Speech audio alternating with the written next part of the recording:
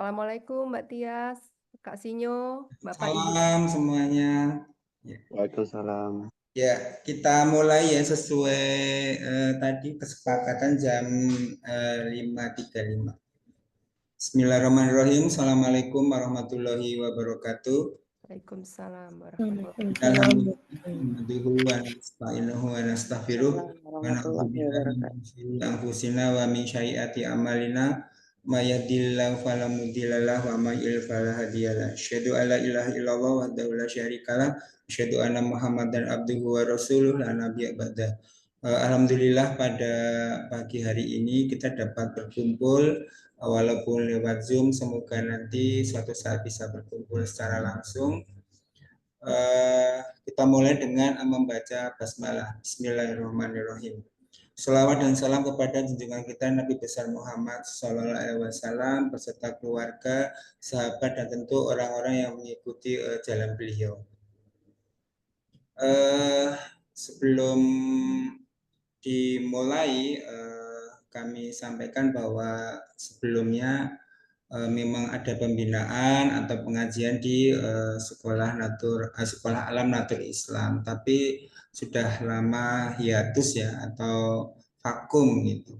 Nah ini alhamdulillah ketika kita mulai rebranding itu kita akan memulai lagi untuk pengajian sebulan sekali.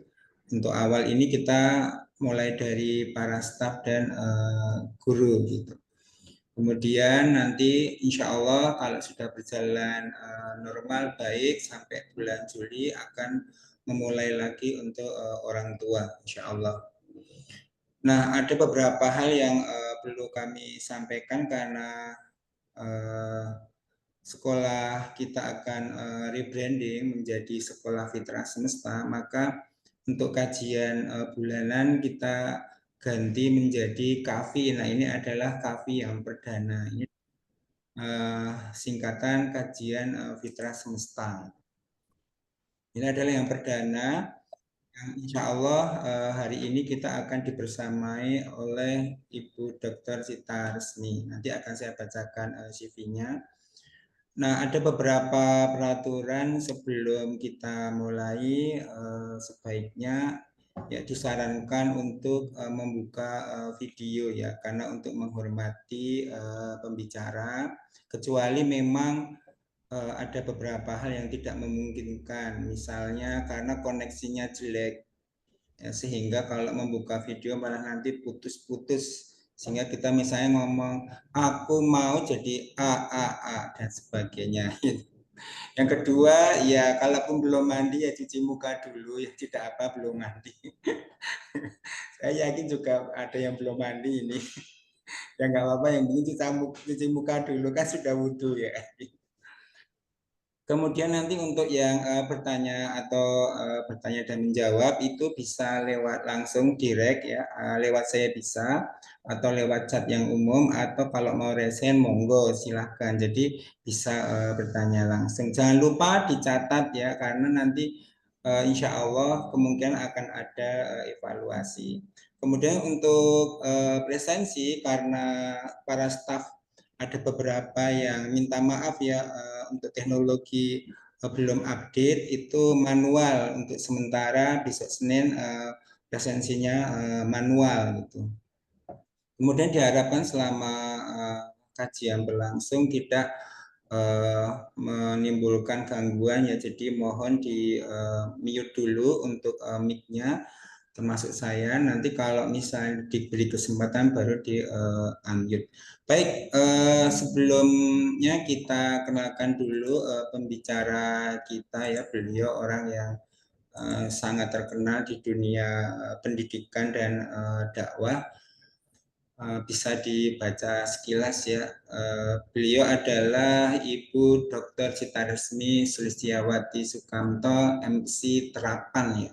Jadi beliau selain aktif di dakwah, beliau juga ibu rumah tangga dan mempunyai 7 orang buah hati dengan 7 cucu. Alhamdulillah 4 cucu perempuan dan 3 laki-laki. Mungkin bisa menjadi jodoh dari putra-putri yang sekolah di sini, yang dari para guru-guru dan staf gitu. Kemudian untuk suaminya Haji Ahmad Ferry Firman, alamatnya ada di Depok. Nah, untuk alamat email sudah tertera ya, dan YouTube channelnya ada di Cita Resmi Sukanto. Pendidikan terakhir yang pertama alumnus program Master Psikologi ya di Fakultas Psikologi UI, ini lulus tahun 2006 untuk terapan. Kemudian yang terakhir alumnus program Doktor Ilmu Politik Fisip UI, promosi 9 Juli 2012. Nah, ini pengalamannya, ini singkat saja ya, karena kalau ditulis betulan mungkin nggak cukup dibacakan sehari 2 hari. Salah satunya adalah penulis cerita Anak di Kunjung, Bobo, Hai, dan Kawanku. Mungkin bagi teman-teman yang umurnya 30 tahun atau bahkan 40 tahun ke atas nggak tahu ya, ada majalah Kuncung dulu. Itu saya umur 50 jadi tahu ya majalah Kuncung. Saya juga penulis Ibu, tapi di Iya. setelahnya Ibu. Terkenal kok, Kasihnya terkenal. Sering dengan Bu Santi kan kakak saya. Ya, demikian sekilas singkat. Nanti kalau mau bisa lebih akrab, bisa lewat silaturahmi, bisa lewat email dan WhatsApp. Demikian, mari kita mulai. Tafadhol, Ibu Dokter, silakan. Jazakumullah khair. Kak Sinyo. Apa dulu saya ingat pernah ceramah bareng Kak Sinyo ya di Jawa Tengah, lupa. Iya, lupa. Kalau nggak salah pernah. Iya. Auzubillahiminasyaitonirrajim. Bismillahirrahmanirrahim. Assalamualaikum warahmatullahi wabarakatuh. Waalaikumsalam. Alhamdulillah. Alhamdulillahilladzi hadana lihada wa ma kunna linahtadiya laula an hadanallah. Asyhadu an la ilaha illallah wahdahu la syarikalah wa asyhadu anna Muhammadan abduhu wa rasuluhu la nabiyya ba'dah. Allahumma sholli wa sallim wa barik ala sayyidina Muhammad wa ala alihi wa ashabihi wa man tabi'ahum bi isanin ila yaumiddin, amma ba'du. Yang sama-sama kita hormati Ibu Dr. Farida ya, Sobri, kemudian Kak Sinyo, serta semua para guru ya, profesi yang mulia. Cita-cita saya waktu kecil ada jadi guru SD, ya tetap jadi guru sih walaupun gurunya mahasiswa ya. Tetap itu cita-cita saya dari kecil jadi guru. Alhamdulillah ibu-ibu, bapak-bapak guru yang insya Allah dimuliakan Allah, dirahmati Allah. Alhamdulillah, summa alhamdulillah, summa alhamdulillah, ba'da dzalik alhamdulillah, ala kulli halin alhamdulillah. Puji syukur kehadirat Allah ilahi Robbi, saya bisa bermuajahah walaupun baru via Zoom ya. Mudah-mudahan tidak mengurangi makna kebersamaan kita dan makna ukhuwah Islamiyah di antara kita. Salawat dan salam semoga selalu tercurah kepada junjungan kita Al-Qudwah Hasanah Rasulullah Muhammad Sallallahu Alaihi Wasallam beserta keluarga, para sahabat dan pengikut yang istiqomah. Moga-moga kita termasuk di dalamnya. Amin ya Rabbal Alamin. Bapak Ibu sekalian, saya kebagian mengisi sesi pertama ya. Insya Allah saya juga sudah meminta teman-teman saya yang bukan teman sih ya, pantaran anak sebenarnya, tapi dia doktor. Dr. Rahman Muhammad, S2-nya di Al-Azhar Kairo, S3-nya di Institut Ilmu Quran untuk menjadi pembicara yang berikut ya. Kemudian lagi juga ada Dr. Abdurrahim juga masih muda ya, dan ternyata ada yang tiba-tiba berminat, oh sekolah fitrah semestanya Dokter Dida, saya ikutan dong. Nah ini ada kopromotornya Dokter Dida ya, Prof. Tias, mungkin juga akan mengisi. Insya Allah mudah-mudahan ini menambah apa ya istilahnya sekedar insight baru saja. Mudah-mudahan saya tidak seperti menggarami air laut, karena saya percaya ini para pendidik yang tentunya luar biasa pemahamannya tentang Islam, tentang tauhid. Jadi anggap saja ini sebagai reminder ya, adinu nasiha fadzakir fa inna dzikratan faul mu'minin, dan juga kalau dalam istilah knowledge management adalah redundancy gitu ya. Pengulangan-pengulangan yang kadang-kadang membuat kita menjadi lebih utuh gitu, lebih holistik, lebih wadih pemahamannya insya Allah. Saya akan buka slide-nya.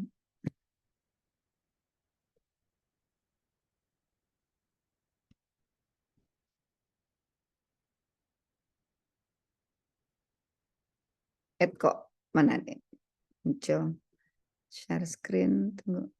Kok jadi ininya Kak Sinyo ya? Saya sudah dijadikan ini kan ya. Ini bukan slide saya. Sebentar ada yang kesalahannya. Ulang. Share screen. Desktop. Sekolah apa tadi? Ahad. Fitrah Semesta.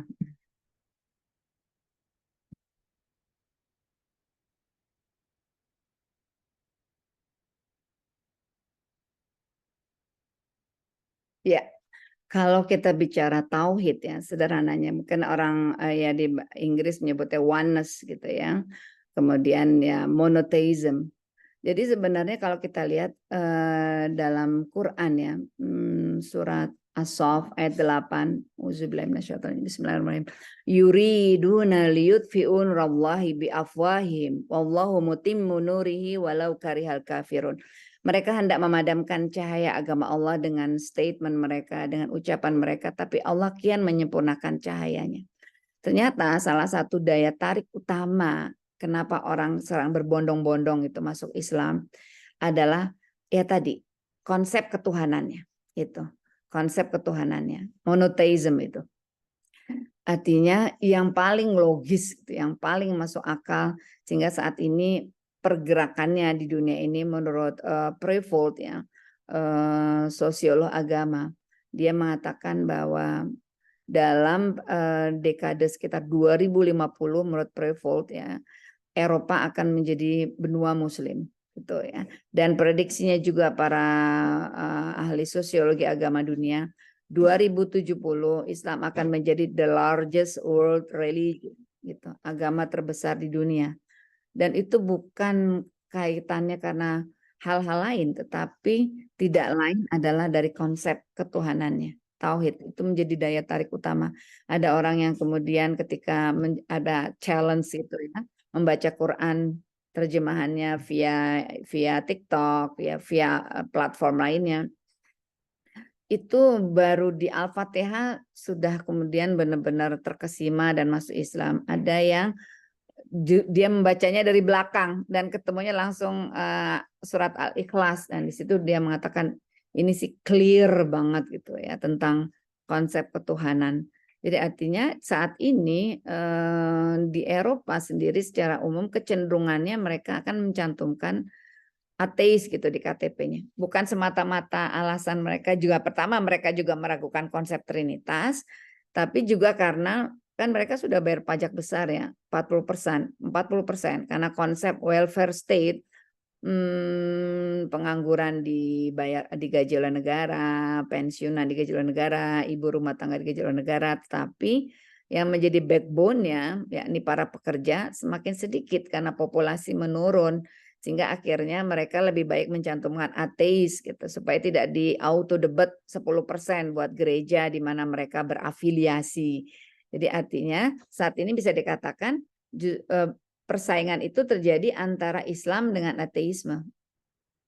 Ya, agama-agama yang lain menurut para sosiologi agama itu adalah para sosiolog agama itu decline gitu ya, dari kecenderungannya.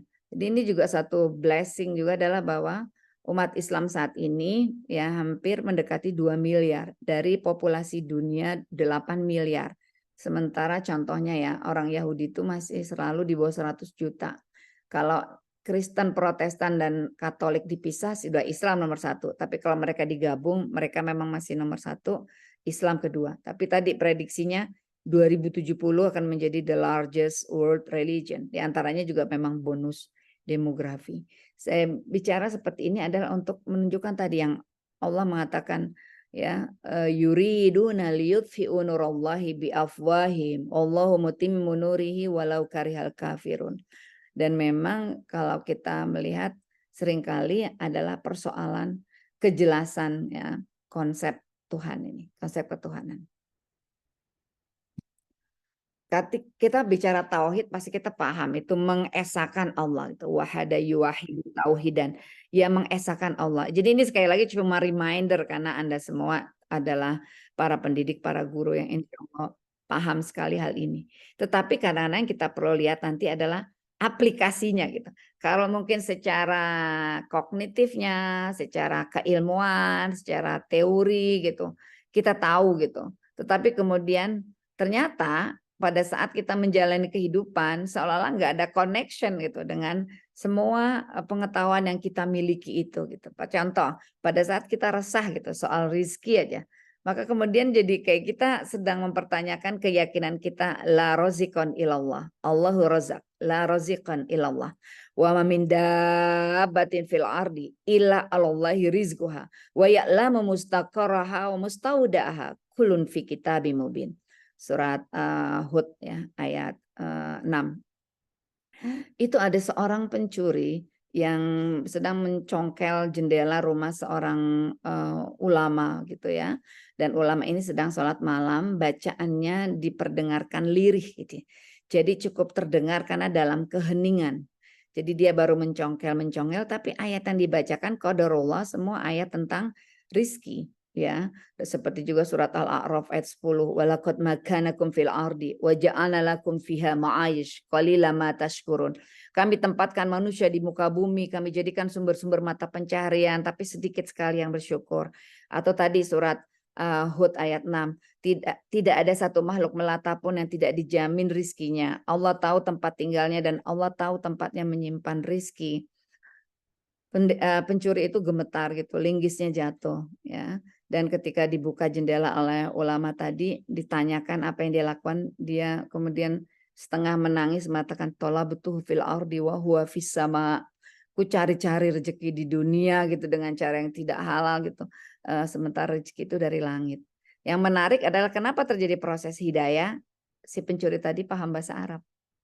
Ya, dia mengerti maknanya ayat tadi gitu yang dibacakan oleh imam tadi. Jadi itu contoh pemahaman kita tentang tauhid rububiyah, tauhid uluhiyah, gitu, tauhid asma wa sifat, nggak ada yang menyamai dia. Itu bagaimana kemudian implementasinya dalam kehidupan nyata. Jadi kalau kita lihat tadi sekali lagi, tauhid adalah mengesahkan Allah Subhanahu wa taala dalam perkara yang berkhususan tadi rububiyah, mulkiyatullah dan seterusnya. Oke. La khaliqa illallah, la raziqa illallah dan seterusnya ya. La ghayata illallah. Nanti saya share saya kirim ke Dokter Dida ya materinya jadi bisa diulang-ulang. Nah, kalau kita bicarakan tentang kita inginkan amal kita diterima oleh Allah, ini masuk bab aplikatif ya. Tadi kita udah tahu, oh tauhid ini menjadi salah satu atau oneness ini atau monotheism ini adalah daya tarik Islam yang utama gitu. Selain daya tarik figur Rasulullah Muhammad SAW adalah konsep ketuhanannya yang jelas gitu ya. Kemudian akhirnya kita masuk nih bab aplikasi gitu. Ketika kita memahami tauhid dan seterusnya, kita kan ingin ya amal kita itu diterima oleh Allah Subhanahu wa taala. Apa yang kita lakukan ini diridhoi oleh Allah Subhanahu wa taala. Nah, yang kadang-kadang kita harus kembali reminder ya adalah syarat diterimanya amal itu adalah ikhlas dan hanif ya. Ikhlas artinya bukan isyrak, bukan bercampur. Khalis lawannya isyrak, murni lawannya bercampur. Jadi bercampur motivasi dan lainnya gitu ya. Ikhlas dan hanif. Dalam surat Al-Bayyinah ayat 5. Jadi semuanya sebenarnya ayat-ayat yang sering kita baca pada saat sholat. Surat Al-Bayyinah kan juz amma gitu, termasuk salah satu gacaan lah ya dalam ketika kita sholat baca. Tapi kadang-kadang kita perlu belajar juga nih dari para mu'alaf itu ya. Kenapa mereka rajin baca terjemahannya? Kadang-kadang kalau kita memang langsung paham artinya mungkin nggak apa-apa, nggak harus selalu baca terjemahannya. Tapi mereka ketika baca terjemahannya itu benar-benar terkesima. Ini ada satu pengalaman sederhana ketika saya dulu SMP, saya punya sahabat baik ya, yang dia non Muslim, Kristen, tapi baik banget gitu. Kami selalu main berdua. Jadi kemudian saya sempat, ya Allah, kok nggak adil ya? Kenapa teman saya yang Kristen ini katanya nanti masuk ke neraka? Padahal dia baik banget itu. Nah, kemudian saya membaca terjemahan karena ibu saya juga lagi membaca waktu itu terjemahan Habib Yasin itu. Saya baca masuk surat Al-Maidah clear. Ini artinya memang orang-orang Nasrani itu saja yang tidak membaca gitu, bahwa Allah sudah memberikan penjelasan yang luar biasa tentang konsep tauhid gitu ya, bahwa Tuhan itu satu, bukan seperti kata mereka tiga tapi satu, satu tapi tiga, dan seterusnya, dan seterusnya. Udah jelas banget. Maka kemudian hilang kegundahan saya tentang kemahaadilan Allah Subhanahu wa taala. Jadi kembali tadi ya, bahwa syarat diterimanya amal ikhlas dan hanif. Nah, ikhlas itu berarti konsep konsep ketuhanannya benar, clear, lurus gitu ya, bahwa goyahnya tujuannya itu adalah Allah Subhanahu wa taala. Kalau kita lihat di surat Al-Baqarah 207 kan, wa minan nasi may yasri nafsahu tigha'a mardatillah wallahu ra'ufum bil ibad. Dan di antara manusia ada orang-orang yang mengorbankan dirinya untuk mencari keridhaan Allah, dan Allah Maha Penyantun terhadap hamba-hambanya. Jadi bagaimana dia menjadikan Allah sebagai tujuan gitu dalam hidupnya. Kalau kita lihat juga surat Al-Ikhlas ini yang membuat banyak orang masuk Islam. Kenapa? Karena ini jelas-jelas terutama bab ya tidak beranak dan tidak diperanakkan gitu ya. Oh ini salah nih, saya ngutipnya salah. Maksudnya surat Al-Ikhlas ya. Qul huwallahu ahad, Allahus somad, lam yalid walam yulad, walam yakul lahu kufuwan ahad. Nanti saya editnya sebelum dikirim. Terus kita juga bicara tentang, kalau bicara tentang tadi ikhlas dan hanif, masih ikhlas dan hanif. Jadi kan ada satu pertanyaan dulu ya di masa Umar bin Khattab juga. Ada seorang pendeta. Jadi Umar sendiri sedih ngelihat seorang pendeta tadi. Jadi bukan saya aja yang sedih ngelihat teman saya baik tapi Kristen ini. Waduh, nggak diterima ini amalnya dia. Ya Umar juga begitu melihat pendeta banyak melakukan amal charity. Terus Umar mengatakan kasihan ini pendeta. Amalnya itu sia-sia kayak gitu. Jadi memang kalau kita lihat tadi karena konsep ketuhanannya tidak tauhid itu ya. Dalam surat At-Taubah tentang prioritas cinta. Qul in kana aba'ukum wa abna'ukum wa ikhwanukum wa azwajukum wa ashiratukum wa amwalun iktaraftumuha wa tijaratun takhshawna kasadaha wa masakinu tardawnaha ahabba ilaikum minallahi wa rasuli wa jihadi fisabilillah fatarabassu hatta ya'tiyallahu bi amri wallahu la yahdil qaumal fasikin. Jadi dalam hal skala prioritas cinta aja kita lihat ya. Bagaimana kita membuat, kadang-kadang alhamdulillah Bapak Ibu menyempatkan ya. Kita kan sebulan itu punya 720 jam. Kalau kajian ini dimaksudkan oleh ya yang Dokter Dida sampaikan kepada saya sebulan sekali, berarti Anda menyisihkan 1 jam saja dari 720 jam. Itu kalau kita nggak benar-benar ingat gitu bahwa untuk memprioritaskan hal-hal yang bisa mengupgrade iman kita, karena al-iman yazid wa yanqus ya. Al-iman yazid bi ta'ah wa yanqus bil maksiat. Ya ayyuhalladzina aminu ya, udah beriman disuruh beriman gitu. Jadi artinya benar-benar memang harus terus memperbaiki diri supaya bisa menempatkan Allah sebagai prioritas kita dalam waktu kita sehari yang cuma 24 jam ya, kemudian 1 jam 60 menit, 1 menit 60 detik dan seterusnya. Pada saat Allah menciptakan dimensi ruang, maka Allah menciptakan dimensi waktu. Kok macet sih? Ya. Kalau di surat kita lihat juga di Al-Baqarah ayat 165, ya kita bicara tadi tentang cinta kepada Allah. Wa minan nasi may yattakhidhu min dunillahi andada yuhibbuhum walladzina amanu asyaddu hubbalillah ya. Walladzina amanu asyaddu hubbalillah. Jadi orang-orang beriman amat sangat cintanya kepada Allah. Orang-orang yang beriman itu amat sangat cintanya kepada Allah. Nah, ini yang kita kadang-kadang perlu melakukan apa ya istilahnya refleksi gitu ya. Apakah saya sudah benar-benar gitu menempatkan Allah dalam segala hal sebagai satu first thing first, hal yang paling penting dalam hidup kita. Bahkan di dalam surat Al-Anfal ayat 2, innamal mu'minuna alladzina idza dzukirallah wajilat qulubuhum wa idza tuliyat 'alaihim ayatuhu zadatuhum imana wa 'ala rabbihim yatawakkalun. Pernah nggak kita tuh menangis ketika membaca Al-Quran, mendengar artinya, dan ya Allah ini benar-benar satu peringatan yang luar biasa gitu, satu hal yang benar-benar sesuai dengan yang saya butuhkan gitu ketika kita mendengarkan ayat Allah. Jadi kalau disebut nama Allah bergetar hatinya. Ini yang perlu kita juga coba lagi gitu teliti. Jangan sampai kita bergetar hanya ketika ada di ruang gawat darurat, lalu ada orang-orang yang teriak-teriak. Dokter Dida, kemarin saya itu ke rumah sakit Darmais, kanker Darmais karena menjenguk teman saya yang kanker otak ya. Artinya saya melihat di sudut-sudut semua luar biasa banyak orang yang dibalut kepalanya, dibalut ini dan seterusnya orang yang terus didorong-dorong ya didorong ininya apa tempat tidurnya dan seterusnya. Itu benar-benar Masya Allah. Artinya gak mungkin kita nggak bergetar ingat kekuasaan Allah tuh kemungkinan ada yang jerit Allah Akbar seperti itu. Kadang-kadang kita mendengar korban kecelakaan yang masuk IGD dan seterusnya. Nah, jangan sampai gitu kita tuh hanya kemudian merinding atau bergetar ketika dihadapkan pada kekuasaan Allah gitu. Kalau udah bicara tentang maut ya dan seterusnya. Apa sih tujuannya kita supaya memiliki tadi ya tujuan kita memiliki hati yang bersih, kita bicara hati yang bersih kan ikhlas itu murni ya tidak bercampur. Dalam surat Al-Bayyinah bagian ini radhiyallahu anhum wa radu'an. Ya, mereka diridhoi oleh Allah dan mereka ridho kepada Allah. Jadi yang pertama tadi kita berharap bahwa amal kita diterima oleh Allah. Kedua, kita berharap kita diridhoi oleh Allah. Sehingga kemudian seperti yang kita tahu di surat Ali Imran ya, seperti kemarin Syahid Yahya Sinwar gitu, memang orang yang sudah menunggu-nunggu gitu untuk perjumpaan dengan Allah seperti itu.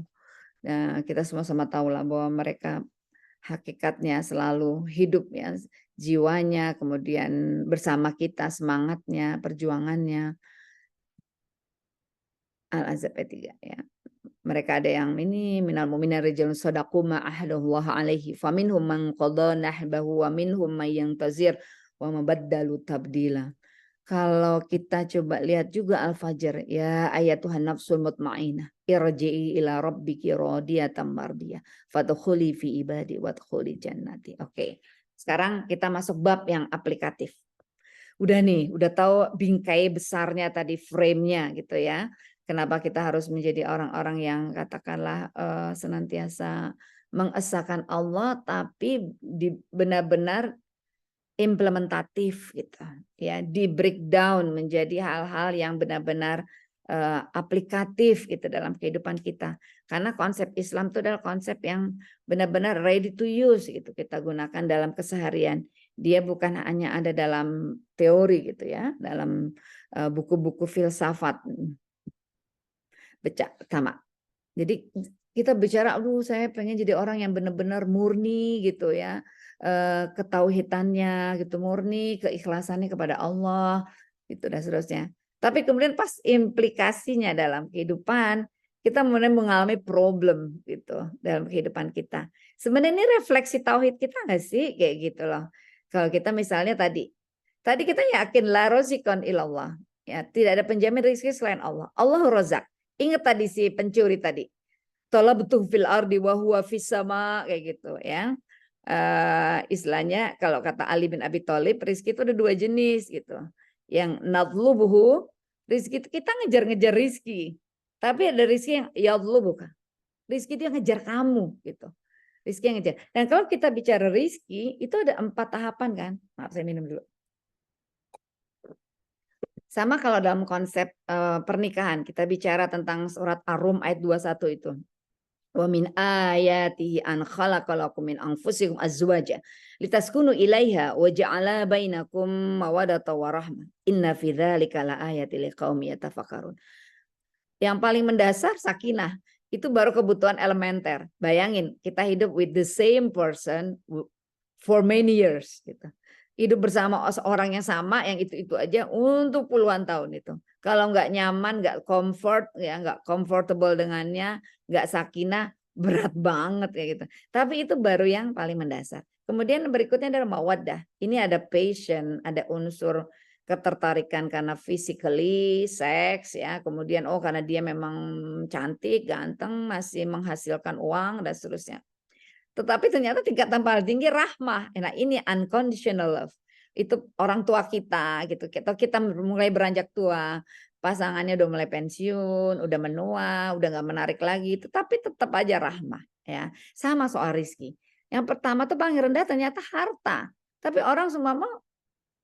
Ya kita lihat bahwa memang ya harta itu adalah satu hal yang sekarang itu dicari oleh orang, kalau kita lihat memang orang berlomba-lomba untuk mencari harta, padahal dia sebenarnya yang paling dasar, standar gitu. Ya, ternyata yang di atasnya adalah rizki, yang berikut anak yang soleh. Kenapa? Kalau harta berhenti, begitu kita meninggal jadi waris. Tapi anak yang soleh doanya itu masih terus mengalir ke alam barzah kayak gitu ya, ke argo amal kita masih jalan. Yang di atasnya adalah kesehatan. Karena dengan sehat itu kita bisa beramal soleh, khairun nas anfa'uhum linnas gitu. Dan yang paling tinggi ridha Allah gitu.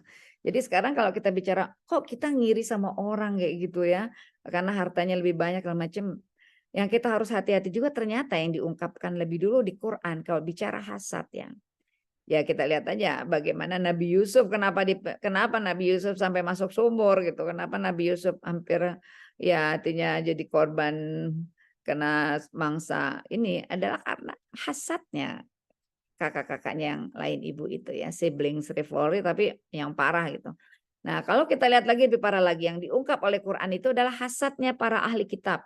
Makanya di surat Al-Baqarah ayat 42 misalnya ya, Allah berfirman, "Wala talbisul haqqo bil batil wa taktumul haqqo wa antum ta'lamun."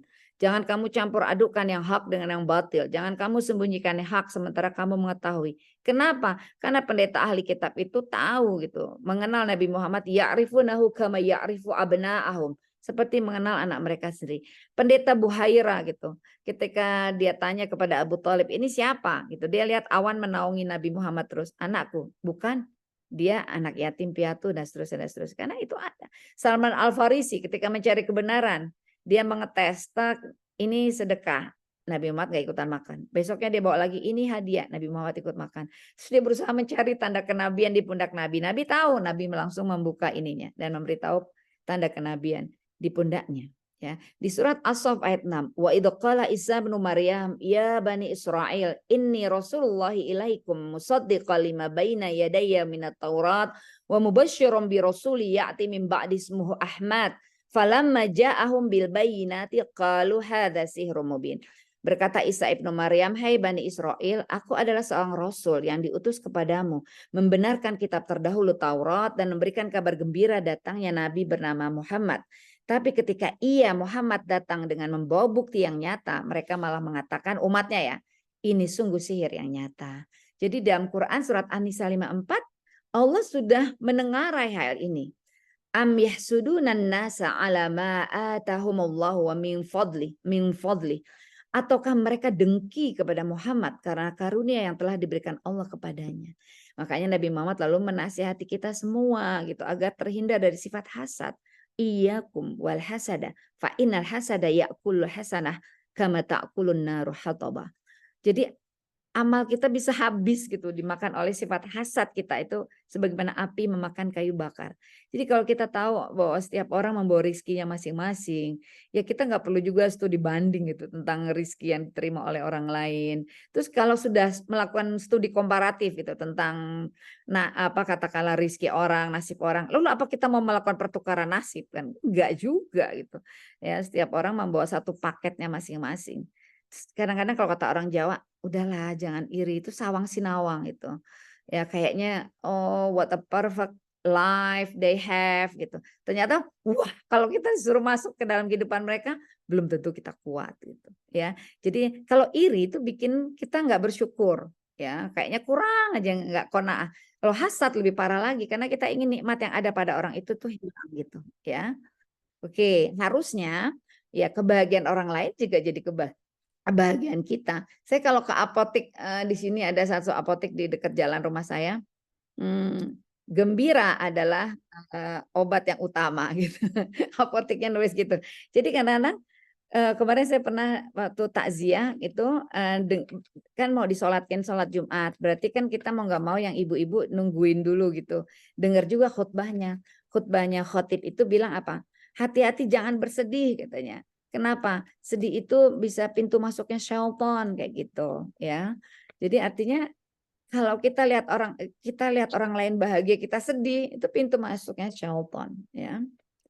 Dalam hadis riwayat Ahmad dan Tirmizi tadi bahwa penyakit umat-umat sebelum kalian, nah nih Rasulullah bicara tentang umat Nasrani, umat Yahudi, mereka tuh memang hasad gitu. Kalau bicara seperti di dalam apa tunggu Al-Baqarah ayat 200 berapa ya, Allahumma sholli ala Muhammad.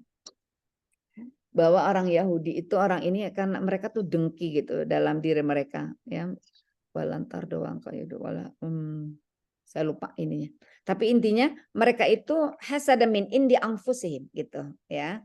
Mereka itu karena hasad dalam dirinya ingin sekali membuat kita itu kembali dari agama Islam ini keluar gitu supaya mereka bisa tetap unggul gitu. Makanya dikatakan benci itu adalah pemotong agama. Iri, dengki, benci seperti itu bikin jiwa nggak sehat. Ada satu pembahasan psikologis yang menarik ini ya dari seorang psikolog Muslim. Dia mengatakan begini, orang berpikir ketika orang depresi, ketika orang anxiety ya mengalami kecemasan, panic attack dan seterusnya. Kemudian orang mengatakan ya apa istilahnya? Kamu tuh kurang zikir gitu. Kamu tuh mungkin salatnya kurang ini wasta'inu bisobri wassalah wa innaha lakabiratun illa 'alal khasyiin. Padahal sebenarnya dibenahi dulu persoalan hatinya ini, emosinya gitu ya.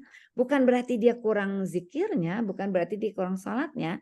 Memang ada masalah nih dengan dia manajemen kolbunya gitu ya. Sebenarnya sholatnya rajin, dia rajin, tapi dia kurang bisa untuk memanage gitu hatinya. Makanya kemudian ya harus dibenahi dulu nih gitu. What's wrong with me gitu ya. Susah banget lihat orang lain bahagia. Ada di grup-grup WA tuh kan banyak orang yang selalu sinis mulu.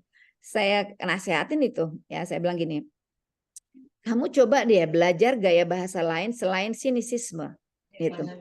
Ya karena kalau kamu selalu sinis, kamu susah bahagia, susah untuk bahagia.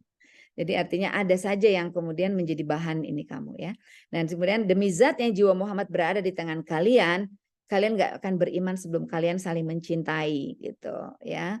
Saling mencintai. Maukah kamu kutunjukkan hal yang bisa membuat kalian saling mencintai selain tahadu, tahabu ya. Afsyus salam bainakum. Tebarkan salam di antara kalian. Jadi ciri-ciri hasad tuh nggak senang orang lain dapat rezeki lebih, pengen orang itu tahu kalau dia bangkrut aja kayak gitu ya. Atau ketika orang kaya, ini korupsi kayak gitu kita langsung berpikir yang buruk-buruk. Kadang-kadang orang merasa ketika dia melontarkan hate speech, ujaran kebencian, oh saya lagi nahyu mungkar. Loh, dulu pernah ditegur ya seorang ini kepada raja mengatakan seperti ini. Dulu ada orang yang jauh lebih baik dari kamu, yakni Nabi Musa alaihissalam. Pergi ke orang yang jauh lebih buruk dari saya karena menganggap dirinya Tuhan kan, ana rabbukumul a'la. Tapi dia tetap mengucapkan qaulan layyinah gitu. Jadi kadang-kadang kita merasa heroik gitu kalau kita bisa mengucapkan kata-kata yang caci maki gitu untuk menunjukkan nahyu mungkar gitu. Padahal pengertian amar ma'ruf adalah ya, setiap orang punya potensi positif konstruktif dan tugas amar ma'ruf adalah mengoptimalisasi potensi positif konstruktif ada pada setiap orang. Sementara nahyu mungkar adalah bagaimana meminimalisir karena kita susah untuk mengeliminir potensi negatif destruktif yang ada pada semua orang. Bahkan kita juga kadang-kadang ada ya orang yang bertakwa itu aja kan kita lihat di surat Ali Imran ayat 134 itu. Alladzina yunfiquna fis sarai wad dharai wal kaziminal ghaiz wal 'afina 'anil nas wallahu yuhibbul muhsinin. Orang yang bertakwa itu orang yang berinfak dalam keadaan sempit dan lapang, mengendalikan amarahnya, memaafkan orang lain dan Allah mencintai orang berbuat baik. 3, menjelek-jelekan orang yang dia dengki kepada orang itu. Jadi ujungnya itu jiwanya jadi nggak bersyukur, terus penuh kegelisahan, penuh kebencian, penuh musuhan, menyiksa diri sendiri karena hatinya nggak tenang. Terus fa'aina Allah gitu. Lalu kita bicara di mana Allah ketika kita kemudian tidak melibatkan Allah dalam tadi kondisi kita ya, hati kita dan seterusnya. Kita nggak takut itu nggak jadi hamba Allah yang nggak bersyukur. Karena ada orang yang tinggi besar di depan Ka'bah, depan Multazam nangis-nangis, ya. Terus di sebelahnya ini apa yang ditangisi sehingga berusaha dengar Allah maj'alni minal qalilan, Allah maj'alni minal qalilan. Jadi akhirnya ditanya oleh orang yang sebelahnya itu orang yang saleh itu, apa maksud doamu? Allah maj'alni minal qalilan. Minas syakirin. Dia bilang tadi, qalilan ma tashkurun, ya. Yang kedua, banyak tersenyum. Orang yang hatinya bersih. Gimana mau senyum kalau hatinya penuh dengan bergolak gitu ya. Selalu penuh amarah, penuh dendam, penuh dengki, penuh benci gitu ya. Penuh ya tadi. Pokoknya merasa nggak bahagia aja dalam hidup. Hidupnya getir kayak gitu ya. Jadi ada orang yang kemudian merasa hidupnya ini pahit gitu ya. Padahal life is short but beautiful. Itu yang harus kita ingat. Hidup ini singkat banget tapi indah gitu. Jadi kalau udah seperti itu orang ada yang istilahnya suatu saat ada kejadian seorang syekh pidato di satu masjid bahasa Arab. Penerjemahnya kan nungguin dulu kan sampai selesai. Jemaah itu sambil nunggu terjemahan senyum-senyum ini bukannya khutbah Jumat tapi ceramah umum. Senyum-senyum. Setelah selesai Syekh itu marah kan, bicara pada penerjemahnya. Ini katanya majelis apa ini? Orang-orang jahiliyah. Saya bicara neraka, saya bicara azab. Mereka senyum-senyum. Padahal karena belum ngerti gitu. Akhirnya diterangkan bahwa mereka memang tidak paham, butuh translatornya itu menerjemahkan baru mereka paham. Tapi dibilang aja gini, tambahin. Negeri ini memang smiling country, ya bangun tidur matahari bersinar, ya kemudian pohon-pohon, bunga-bunga. Jadi mereka cenderung senyum terus gitu. Nah, tapi mungkin harus senyum pada tempatnya ya. Jadi jangan sampai saya lagi bicara neraka ini senyum-senyum. Nah, artinya orang yang banyak senyum itu karena hatinya itu ridho sama Allah, qanaah gitu ya. Jadi artinya selalu akan ada dulu mbah saya orang Tegal ya ibunya bapak saya, suaminya dibawa tentara Romusa. Ya perhit kan, mana anaknya banyak, harus makanannya harus luar susah carinya. Tapi mbah saya cuma bilang gini, ana dina, ana upa. That's all. Ada hari ada nasi. Dah gitu. Dan itu membuat beliau bertahan untuk membesarkan semua anak termasuk ayah saya kayak gitu. Ya, ayah saya dulu mendirikan majalah Si Kuncung. Jadi artinya kalau kita lihat, oh sederhana ada hari ada nasi gitu. Kalau kita bangun dalam keadaan beriman, alhamdulillahilladzi ahyana ba'dama amatana wa ilaihi nusyur, that we are still alive gitu. Kemudian masih dalam kondisi beriman gitu. Kemudian ada yang dimakan untuk hari ini. Sebenarnya dunia ada dalam genggaman kita gitu. Oh ya, saya kemarin bincang-bincang sama Dokter Farida, nggak apa-apa ya Dokter Rida ya. Jadi kan beliau itu suaminya diamanahi menjadi wamen ya. Ini cobaan ya Mbak, cobaan. Saya bilang selalu melihat segala sesuatu itu dalam spektrum yang lengkap gitu. Artinya ada amanah, ada anugerah berupa kepercayaan dan ada fitnah, cobaan. Jadi mana yang dominan? Kalau menurut saya, kalau orang yang baik, dia akan dominan melihat itu amanah gitu. Dan nggak mungkin dia mendapatkan amanah kalau dia nggak punya kapasitas seperti itu ya. Dan kemudian ya buat warningnya adalah ini juga adalah fitnah. Wa'lamu annama amwalukum wa auladukum fitnah. Jadi mudah-mudahan kita menjadi orang yang selalu juga melihatnya secara holistik itu ya. Jangan selalu misalnya gini, saya pernah dengar nih. Maaf ya orang Betawi, tapi nggak semua orang Betawi seperti itu. Tapi saya pernah bertetangga sama orang Betawi. Dia kesel sama anaknya, dia bilang, kalau lo po nangka udah gue tebang lo gitu. Saya sampai bengong ya, kok mau ditebang anaknya? Ternyata itu cuma majasnya dia gitu ya. Ini anak ngeselin. Nah tapi ada nih, Umahat ini solihah sebenarnya sambil gendong anaknya. Tapi dia gemes, anaknya nggak mau tidur-tidur, capek. Kalau bukan amanah lu, gue apain lo gitu. Wah, kok jadinya menganggap anak tuh sebagai beban, tapi dengan kalimat amanah. Kalau kamu bukan amanah, udah saya apain nih, gitu ya. Jadi orang yang happy lah, ya.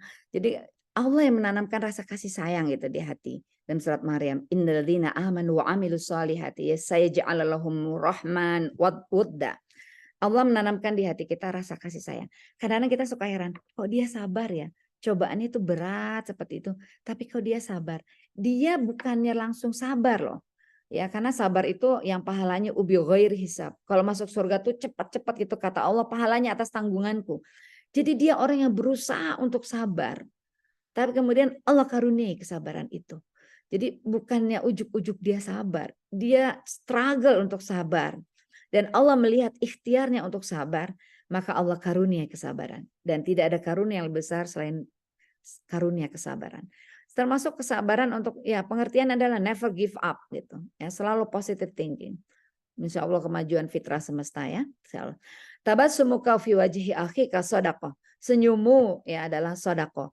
Saya pernah dengerin mimbar agama Kristen, pendeta Gilbert Lumoindong bilang, senyum adalah charity, dia bilang. Cuman dia nggak pakai kola Nabi Muhammad itu, berkata Nabi Muhammad itu, tribute to Prophet Muhammad gitu. Enggak, dia cuman senyum adalah charity. Terus mimbar agama Hindu, surga di bawah telapak kaki ibu. Cuman dia nggak bilang aja al jannatu tahta aqdamil ummahat gitu ya.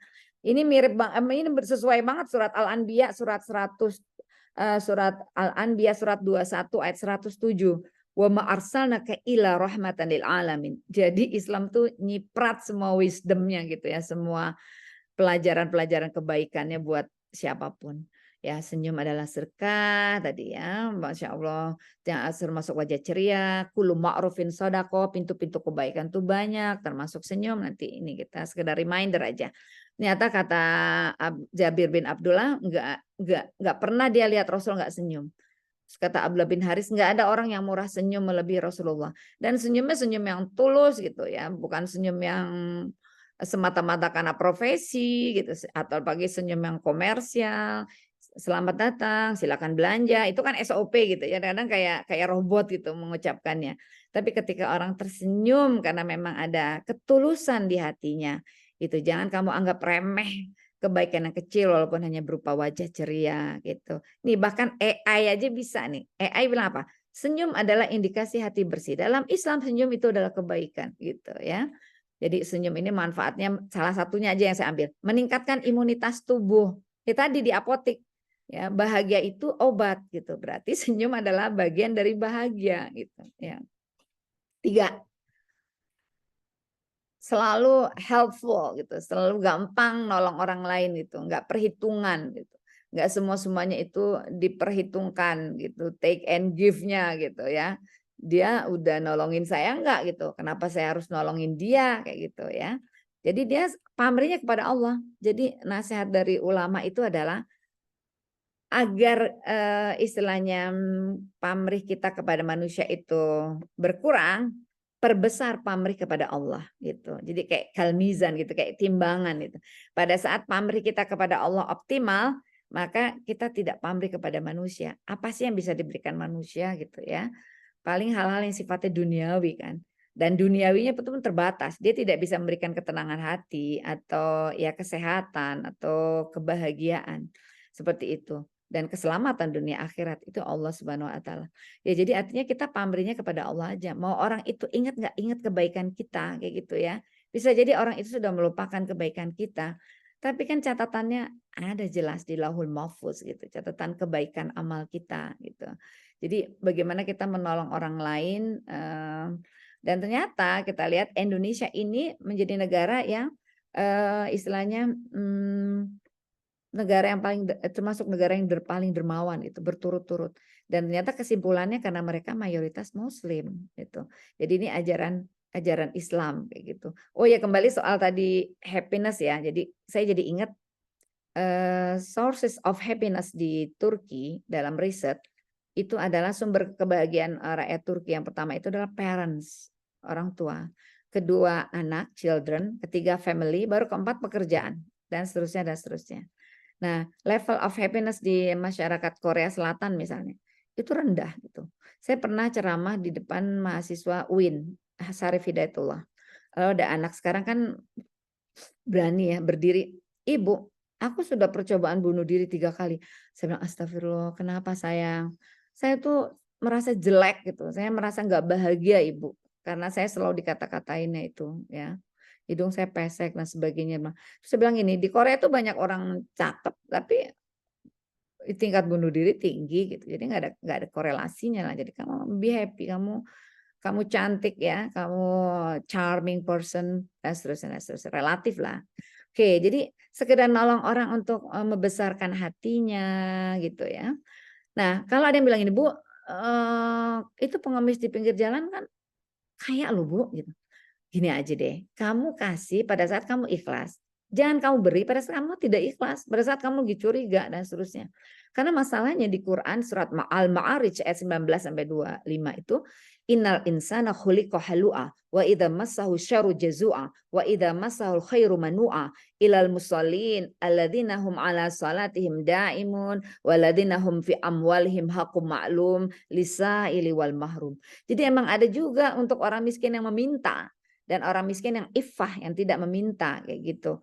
Jadi manusia itu bagaimana kalau mau nolong juga harus dia kadang-kadang ini tepat sasaran nggak? Ya udah kamu nolong orang yang terdekat kamu dulu, keluargamu, mana yang masih ada yang mungkin duafa, masih ada janda atau apa, orang terdekat, lalu tetanggamu dan seterusnya seperti itu. Jadi artinya cenderung untuk selalu pengen meringankan gitu. Ada suatu saat orang Yahudi jual harga rumahnya gitu. Kok di atas harga pasaran? Sehingga kata orang-orang, kenapa ini mahal? Ini harga bertetangga dengan Abdullah bin Mubarak katanya. Kamu tidak tahu aja bertetangga dengan seorang muslim itu. Ya dikit-dikit dianterin makanan kayak gitu-gitu ya. Jadi cenderung untuk senang berbagi seperti itu.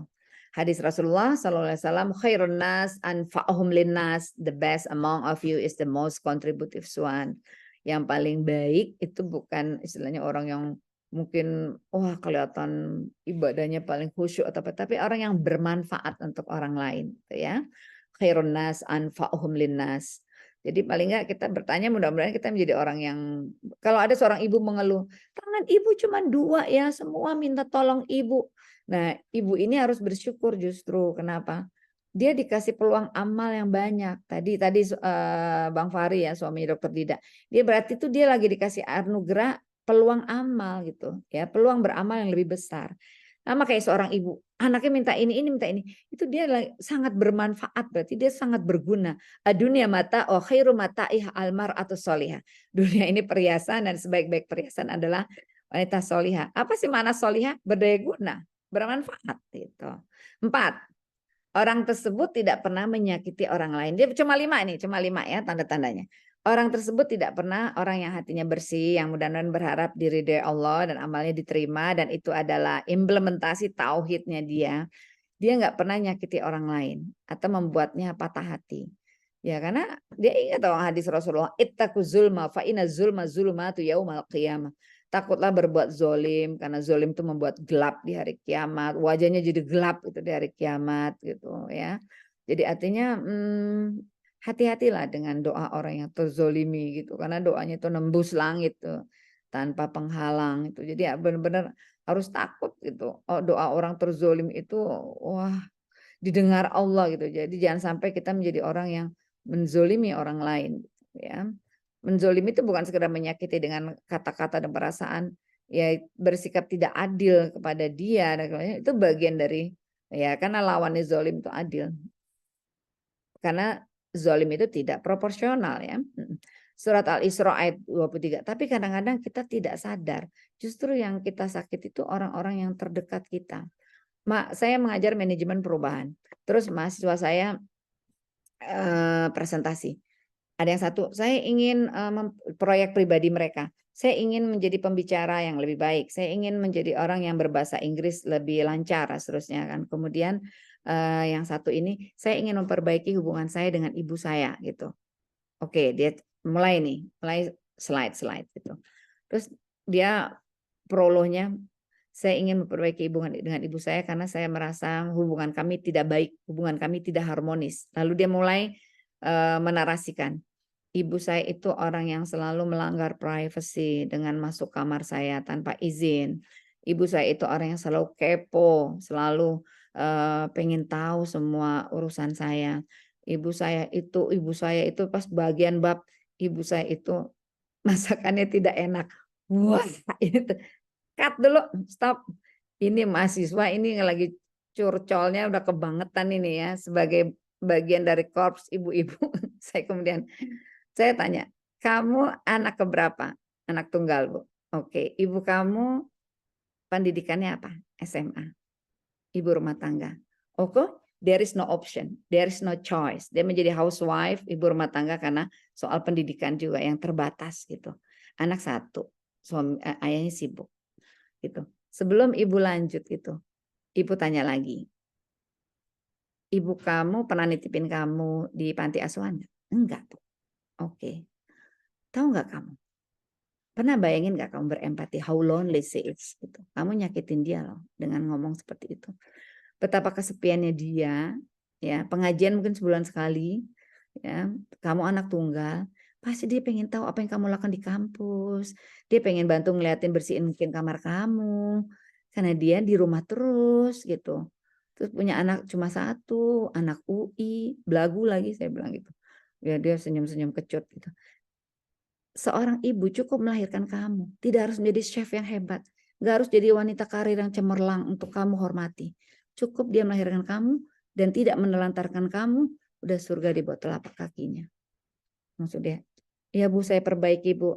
Ini saya. Ya diperbaiki ya. Harus 2 variabel dong. Kamu dan ibumu. Ya, jangan cuma ibumu yang harus berubah.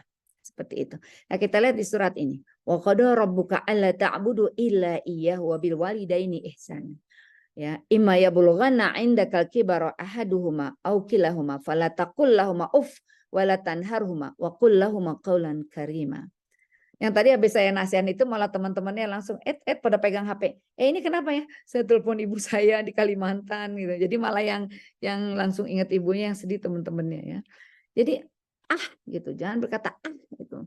Jangan membentak mereka. Apalagi dan mereka sudah tua dalam istilahnya tinggal bersama kita gitu ya. Dan nih orang-orang yang menyakiti mukmin tanpa kesalahan bahkan ini termasuk dosa besar menuduh orang yang istilahnya melakukan kesalahan padahal dia tidak melakukan kesalahan ya. Surat Luqman, coba banyak sekali sebenarnya ayat-ayat di Quran itu yang muhkamat terang jelas gitu. Kalau orang makanya orang baca terjemahannya aja udah clear gitu, belum baca tafsirnya gitu ya. Wala tusair khaddaka linas, jangan buang muka gitu ya. Wala tamshi fil ardi marah. Innallaha la yuhibbu kulla mukhtalin fakhur. Jangan buang muka, memalingkan wajah dari manusia karena sombong, berjalan di muka bumi bilang angkuh. Allah nggak suka orang yang sombong lagi membanggakan diri ya. Oke, jadi orang yang muslim, innal muslim akhul muslim, tidak menzoliminya, tidak menyakitinya, memenuhi kebutuhannya dan menutup aibnya. Kalau dia menutup aib saudaranya, dia akan ditutup aibnya pada hari kiamat. Kita bisa berjalan-jalan di muka bumi ini kan karena masih dengan penuh confident. Karena Allah menutupi aib kita gitu. Tadi kan Kak Sinyo aja udah nyinggung nih, jangan-jangan ada yang belum mandi, tutup aibnya Kak Sinyo, jangan disebut-sebut ya. Nah, kenapa? Bisa jadi ada orang yang sebenarnya orang ini misalnya gitu, subuhnya tadi kesiangan kayak gitu, itu kan aib ya, kan nggak harus kita bikin announcement gitu. Dari tadi ittaquz zulma fa inna zulma zulmatu yaumal qiyamah. Terakhir, you don't make fun of others. Jangan memperolok-olokkan orang lain gitu, jangan ngejek-ngejek seperti itu ya. Yang itu kita lihat. Ya ayyuhalladzina amanu la yaskhar qaumun min qaumin asa ayyakunu khairum minhum wala nisa'um min nisa'in asa ayyakunna khairum minhun wala talmizu anfusakum wala tanabazu bil alqab bi'sal ismul fusuq ba'dal iman wa man lam yatub fa ulaika humuz zalimun. Zalim kalau kita melakukan hal itu. Ya kalau nggak taubat itu zalim. Jangan memperolok-olokkan ya orang lain, kaum yang lain, komunitas lain, suku lain gitu ya. Dan seterusnya karena bisa jadi yang diperolok-olokkan lebih baik dari yang memperolok-olokkan. Jangan perempuan dirinci lagi nih. Jangan wanita mengolok-olokkan wanita lain karena boleh jadi wanita yang diperolokkan lebih baik dari yang diperolokkan. Ini udah jelas loh, ayatnya jelas loh gitu ya. Dan fi'il amr gitu. Tapi kok masih ada yang berani gitu untuk melanggar kalau dia mengolok-olok orang lain gitu ya. Pernah mereka ketawain istilahnya Salman Al-Farisi karena badannya besar, makannya banyak, habis itu tidur. Jadi sahabat mulai ketawa-ketawa, biasa ada habis makan banyak ketiduran dia, kekenyangan seperti itu ya. Maka Rasulullah menegur mereka ya. Kemudian mereka ngetawain Abdullah bin Mas'ud karena kurus, kecil, kerempeng gitu kira-kira ya, dan betisnya kecil, naik pohon kurma. Mereka ketawa. Terus Rasulullah mengatakan, kalian menertawakan kedua betis Ibnu Mas'ud. Ya, padahal di sisi Allah kedua betis itu lebih berat dari bukit Uhud kayak gitu ya. Tapi juga jangan istilahnya mencela dirimu sendiri. Kadang-kadang kan ada orang yang mencela diri sendiri, sebenarnya dia mencela ciptaan Allah kayak gitu ya. Jangan memanggil dengan gelar-gelar yang buruk dan seterusnya. Ya, prasangka juga jangan. Wala tajassasu, jangan cari-cari kesalahan orang lain ya. Nah, sampai ada seorang wanita ahli ibadah, ahli siam, tapi mulutnya itu nyakitin orang. Makanya mangkana yu'minu billahi wal yaumil akhir falyakul khairan aw liyasmut. Berkata yang baik atau diam. Kalau lagi nggak sanggup berkata baik, mendingan diam deh kayak gitu. Nah, ada satu slide terakhir kisah Bilal dan Abu Zar ya. Ini contoh nahi mungkar yang tidak baper gitu. Jadi kalau kita mau menasihati seseorang tuh jangan melibatkan ada unsur kebencian gitu di hati kita. Tapi harus unsur rahmah. Dalam satu diskusi, Bilal mengeluarkan pendapat yang mungkin menurut Abu Zar itu pendapat yang nggak bagus gitu, artinya nggak pinter, nggak cerdas. Jadi Abu Zar keluar kata-katanya, Abu Zar Al-Ghifari, dasar anak perempuan hitam. Tek, Bilal terhenyak. Ya, justru dia sebenarnya sayang sama Abu Zar ketika Abu Zar dibiarkan seperti itu. Jadi dia mengatakan, ya Abu Zar, kamu menyakiti hatiku. Aku ingin menyampaikan ini kepada Rasulullah. Jadi dia fair, bilang mau mencari istilah mediator yang wa aslihu baina akhawaikum gitu ya. Innamal mu'minuna ikhwah. Gitu kan, mukmin itu bersaudara. Ya, wa aslihu baina akhawaikum. Damaikan kalau ada yang berselisih. Jadi saya mau ke Rasulullah. Ikut Abu Zar. Jadi dia nggak ngadu-ngadu di belakang Abu Zar gitu. Saya mau ke Rasulullah. Abu Zar ikut dong. Nah, ikut. Sampai di sana juga nanya dulu, ya Rasulullah, Abu Zar mengata-ngataiku gitu, mengucapkan kata-kata yang menyakiti hatiku. Apakah engkau mau mendengar? Seperti itu. Nanya dulu bilang. Rasulullah mengatakan, iya. Kalau Rasul mengatakan, selesaikan saja di antara kalian, Bilal nggak akan menerangkan. Tapi karena Rasul mengatakan, iya aku mau dengar. Maka beliau menerangkan kata-kata Abu Zar tadi. Rasul mengatakan, langsung ada urat yang menegang. Tanda Rasul nggak ridho. Kata beliau, ya Abu Zar, sungguh dalam dirimu masih terdapat sisa-sisa jahiliyah. Rasul nggak ngatain Abu Zar jahiliyah, tapi masih ada sisa-sisa kejahiliahan. Langsung wah kaget, merasa takut Abu Zar, langsung tanpa pikir panjang dia meletakkan pipinya di pasir yang panas. Dia bilang, tolong injak pipiku ini. Ya sebagai bukti penyesalannya dia gitu. Jadi ada unsur penyesalan. Bilal melihat kondisi itu, melihat sahabatnya Abu Zar sudah sangat menyesal dan Rasul sudah melakukan statement yang berat seperti itu, langsung meraih ya kepala Abu Zar, pipinya dan menciumnya. Pipi ini lebih layak aku cium. Indah sekali Islam itu ya. Jadi artinya clear, yang salah juga dapat teguran, tapi ada pemaafan gitu. Nah itu hati bersih, Masya Allah kita belajar ini. Itu aja ibu-ibu, jadi kita bicara sebenarnya implementasi tauhid itu. Jadi kalau kita misalnya menjadi orang yang ini, sebenarnya kita sadar nggak sih keberadaan Allah, wa huwa ma'akum aina ma kuntum Allahu bima ta'maluna basir. Al-Hadid ayat 4. Atau surat Qaf ayat 16. Walaqad khalaqnal insan wa na'lamu ma tuwaswisu bihi nafsu wa nahnu aqrabu ilaihi min hablil warid. Surat Qaf ayat 16 tadi. Kamilah yang menciptakan manusia. Kami tahu apa yang dibisikkan oleh hati-hati manusia. Karena kami lebih dekat kepadanya dari urat lehernya. Itu aja. Jadi sebenarnya saya cuma menyampaikan kebanyakan adalah ayat dan hadis gitu. Jadi hanya Allah yang sedang menasihati kita. Rasulullah yang sedang menasihati kita. Saya cuma sekedar mempresentasikan kepada diri saya dan Bapak Ibu sekalian. Al-haqqu min rabbik fala takunanna minal mumtarin. Subhanakallahumma wa bihamdik asyhadu alla ilaha illa anta astaghfiruka wa atubu ilaik. Assalamualaikum warahmatullahi wabarakatuh. Waalaikumsalam warahmatullahi Waalaikumsalam. wabarakatuh. Ya, jazakillah khair atas nasihatnya Bunda. Udah Baik, sita aja. ya, udah. Baik, kita ke sesi tanya jawab. Sebelum ke tanya jawab, saya resume sebentar tadi dari Bunda Sita. Yang pertama, Islam ini sekarang sudah sangat mudah diterima ya secara akal. Di lawannya itu cuma ateis. Kalau untuk yang lain inilah sudah tersisih dengan sendirinya semestinya karena dalam tanda kutip tidak masuk akal.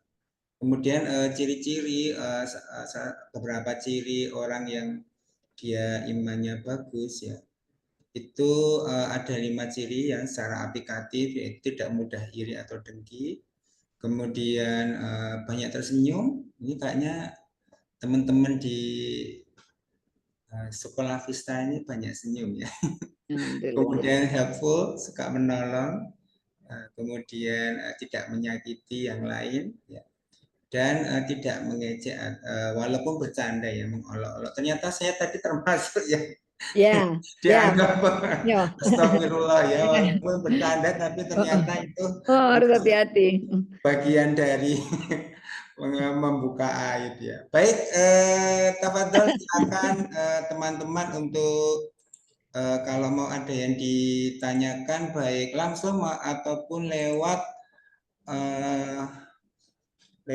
chat. Mungkin saya bisa bertanya dulu Bunda. Jadi kan memang kalau kalau di kita dulu mungkin stimulus atau rangsangan dari luar itu tidak terlalu banyak. Ya paling keluarga sekitar, sekolah, walaupun bacaan juga belum terlalu banyak. Bahkan perpustakaan ya bukunya mungkin isinya buku-buku paket gitu.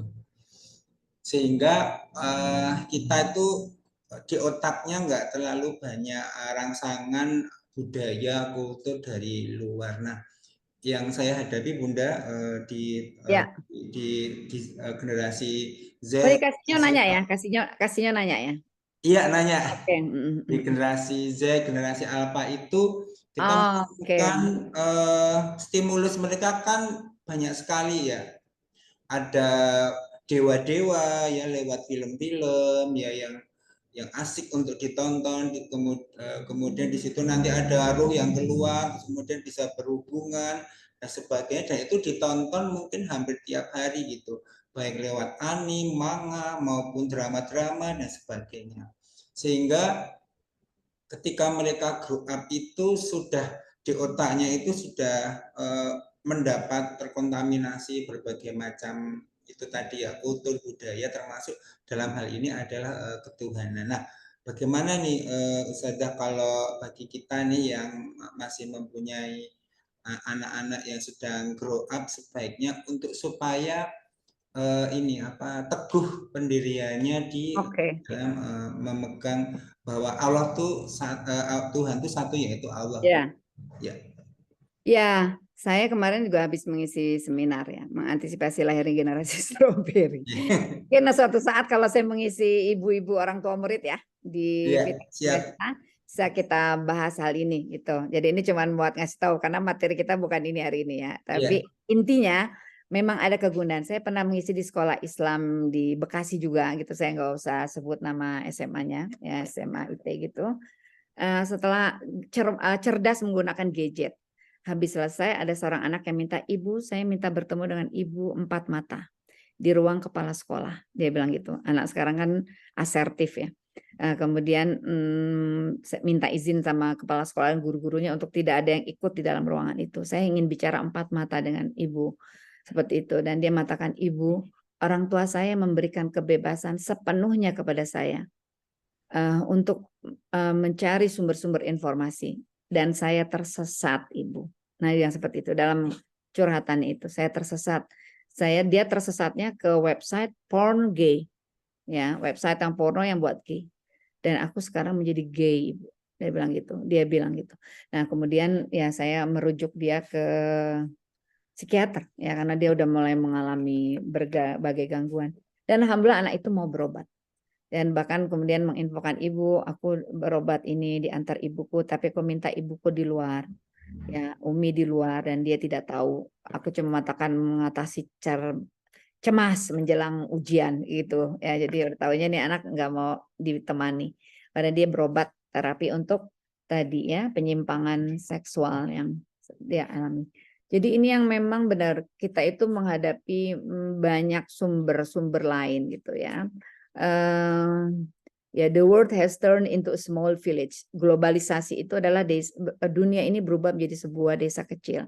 Proses saling mempengaruhi dan kemudian terkait dengan otoritas ilmu pun ya, orang tua atau guru tidak menjadi orang-orang yang paling otoritatif gitu dalam hal menyampaikan ilmu gitu. Mereka bisa searching sendiri, bisa googling, bisa ini segala macam ya. Nah, tugas kita adalah melakukan upaya untuk istilahnya agar anak itu selektif gitu dalam menyadari. Jadi jangan juga membiarkan tadi sampai dia tersesat itu, diberikan kebebasan yang sepenuhnya gitu ya. Kalau kita melihat, saya dosen saya Profesor Enoh Markom, guru besar psikologi UI, beliau membuat disertasi meneliti lebih kurang 200 orang sukses di Indonesia. Ada politisi, ada budayawan, ada pengusaha ya yang sukses gitu. Dan kemudian ternyata dari itu dia menyimpulkan ada kesamaan pola asuh. Ya, pola asuh yang membuat orang-orang itu sukses gitu. Yang pertama adalah cinta, ya, cinta. Jadi anak-anak yang bukan anak-anak yang merasa unwanted child gitu. Tapi orang tua yang tadi mencintai dia apa adanya dengan segala kelebihan dan kekurangannya. Lalu kasih sayang nomor 2. Kok beda Bu? Ya, cinta itu sesuatu yang lebih abstrak ya, sesuatu yang fitrah di dalam hati. Tapi kasih sayang itu sesuatu yang terekspresikan gitu dalam bentuk pujian, ya, belayan, pelukan dan seterusnya dan seterusnya. Ketika Aqra bin Habis melihat Rasulullah menciumi cucunya, aku punya anak banyak, cucu banyak, nggak ada yang aku ciumi. Rasul mengatakan malayarham layurham. Barang siapa tidak menyayangi tidak akan disayangi. Rasul nggak bilang Aqra bin Habis itu nggak cinta anak cucunya, tapi nggak menyayangi gitu ya. Jadi karena sayang itu adalah ekspresi cinta yang teraba gitu. Yang ketiga dia mengatakan adalah disiplin. Jadi anak-anak yang berhasil itu adalah anak-anak yang berhasil didisiplinkan. Jadi kalau kita lihat Rasulullah juga muru auladakum bisolah wahum sab'asinin. Perintahkan anak mendirikan sholat sejak umur 7 tahun. Lalu 10 tahun boleh ada iqab gitu kan, hukuman. Ya, dengan pukulan yang tidak menyakitkan. Rasul mengisyaratkan bagian betis ke bawah dengan tepukan seperti itu. Ya, jadi artinya disiplin, ajari mereka norma. Ini ada buku dalam bahasa Jerman, Liebe ist nicht genug. Cinta saja tak cukup. Jadi di Jerman itu orang untuk punya anak tuh, wah, Kinder sind Luxus, anak adalah kemewahan. Jadi kalau misalnya mereka tanya, wie viele Kinder haben Sie? Ich habe 7 Kinder. Pertanyaannya, wie viele Fabriken haben Sie? Saya punya 7 anak, pertanyaan berikutnya berapa pabrik yang kamu punya? Berani punya anak 7 kayak gitu. Saking ini. Nah, ceritanya orang ini punya anak 2 perempuan, tapi dia penasaran pengen punya anak laki. Punyalah anak ketiga laki. Wah, itu udah hebat banget punya anak 3. Tapi ternyata kemudian dia memanjakan, maka jadilah anak yang spoiled.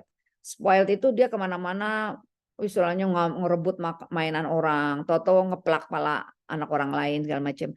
Nah itu makanya Liebe ist nicht genug, cinta saja tak cukup. Kesimpulannya psikolog Jerman itu regel itu rules, aturan kayak gitu. Makanya dibilang tadi istilahnya apa ya? Memang harus ada disiplin gitu. Yang keempat ya menurut ini Markom ini adalah konsistensi gitu. Jadi jangan berubah-ubah dalam menyikapi aturan atau apa kayak gitu.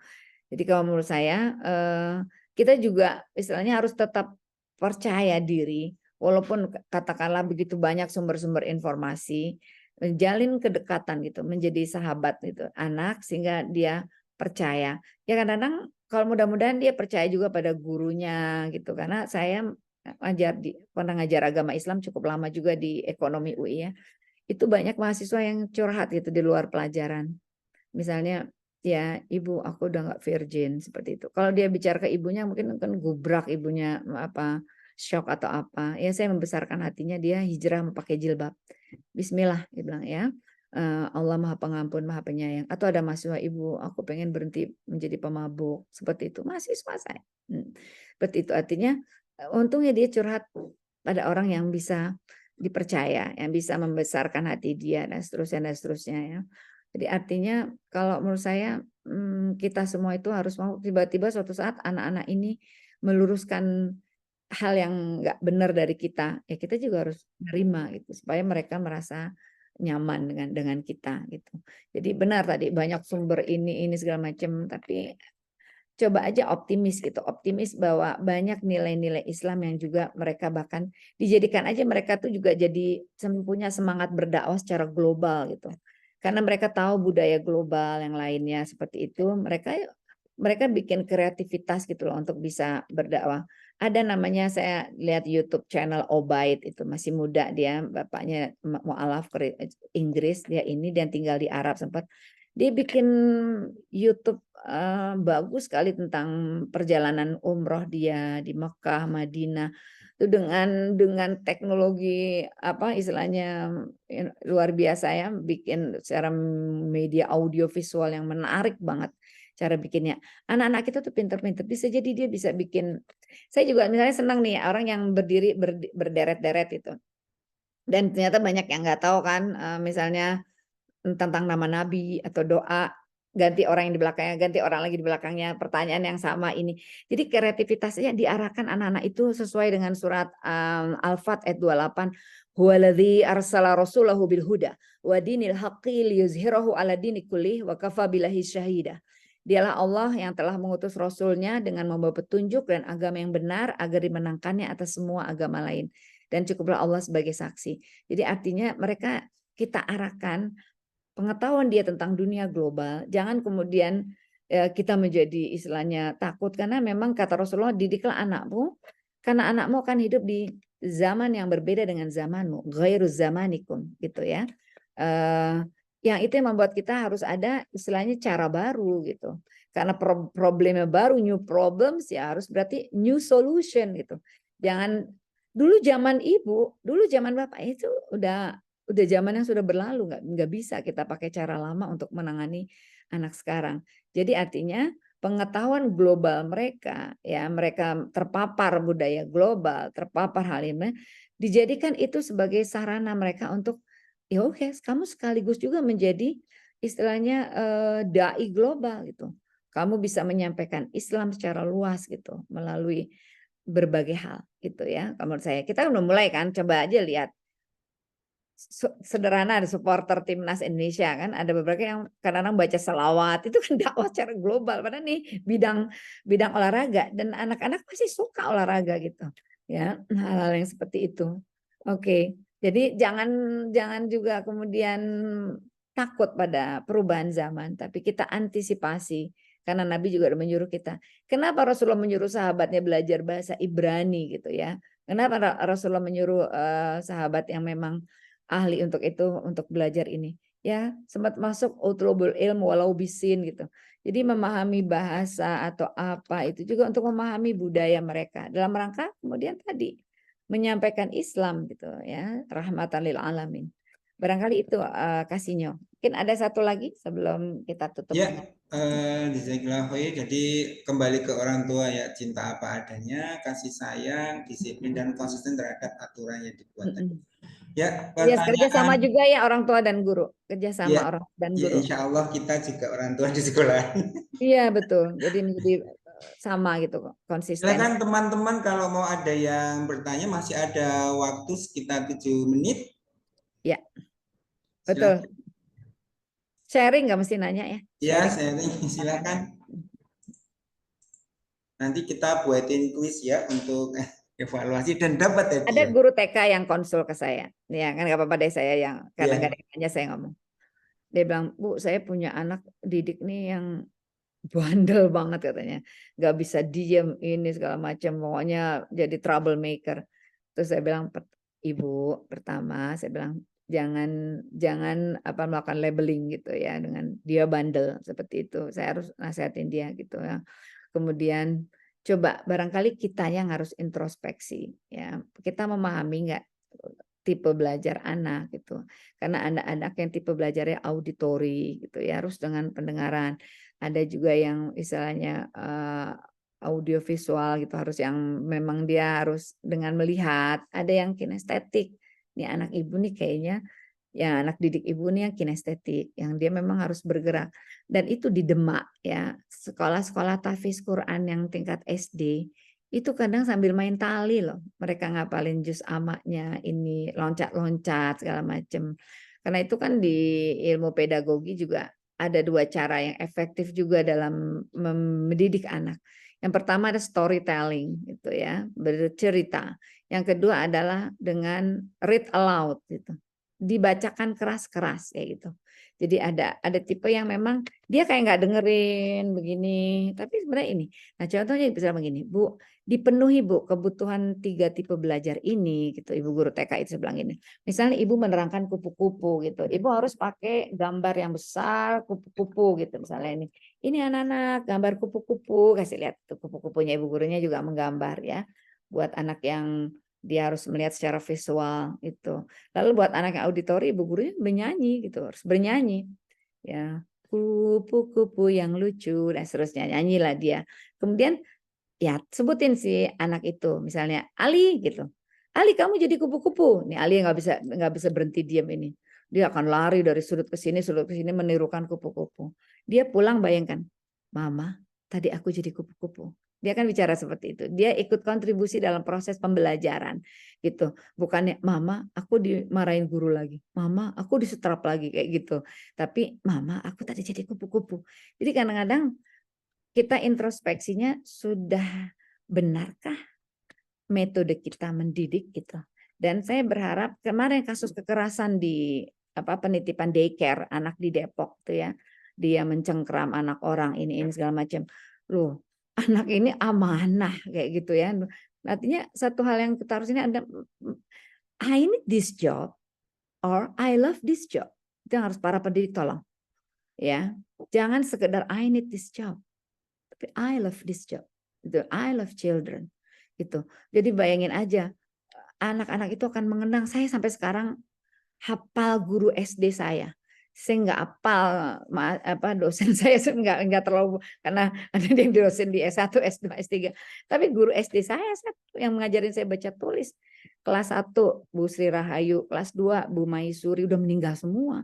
Kelas 3 ya yang kedua maaf kelas 3 Bu Sukapti, kelas 4 Bu Sukapti, kelas 5 Bu Suparmi, tadi Siti Rahayu ya. Kelas 6 Pak Tomo udah meninggal waktu SMP dia meninggal. Saya nangis di SMP ketika ada kabar guru saya meninggal. Ya artinya saya mencintai mereka seperti mencintai ini orang tua saya di sekolah kayak gitu. Ya, karena mereka juga berarti mencintai kita. Sehingga bekasnya mendalam, bayangin loh, long time ago. Tahun 70-an gitu loh guru saya itu. Tapi saya masih mengenangnya sampai sekarang kayak gitu. Jadi mudah-mudahan Anda semua para guru ini, nah kalau kita selalu insya Allah punya connection dengan Allah gitu, ketika kita melakukan sesuatu ini ya kita lihat bahwa Allah ridho kalau saya melakukan hal itu. Seperti ini, kalau saya seperti ini Allah tidak ridho. Mudah-mudahan ke akidah yang mantap itu artinya ada ikatan akaid kita dengan Allah ya. Mudah-mudahan membuat kita selalu bersikap penuh perhitungan dalam hidup ini ya. Saya tutup dengan surat Al-Hasyr 18. Ya ayyuhalladzina amanu taqullaha wal tanzur nafsum ma qaddamat ligat wattaqullaha innallaha khabirum bima ta'malun. Hai orang-orang beriman, bertakwalah kepada Allah, hendaklah setiap diri memperhatikan bekal apa yang sudah dipersiapkan untuk hari esok. Bertakwalah kepada Allah, sesungguhnya Allah Maha melihat apa yang kamu lakukan. Al-kaisu mandana nafsahu wa amila lima ba'dal maut. Orang yang cerdas, orang yang beramal mengingat mati dan beramal untuk kehidupan sesudah mati. Kita tutup dengan doa ya, Kak Sinyo. Astagfirullahalazim, astagfirullahalazim, astagfirullahalazim wa atubu ilaih. La ilaha illa anta subhanaka inni kuntu minaz zalimin.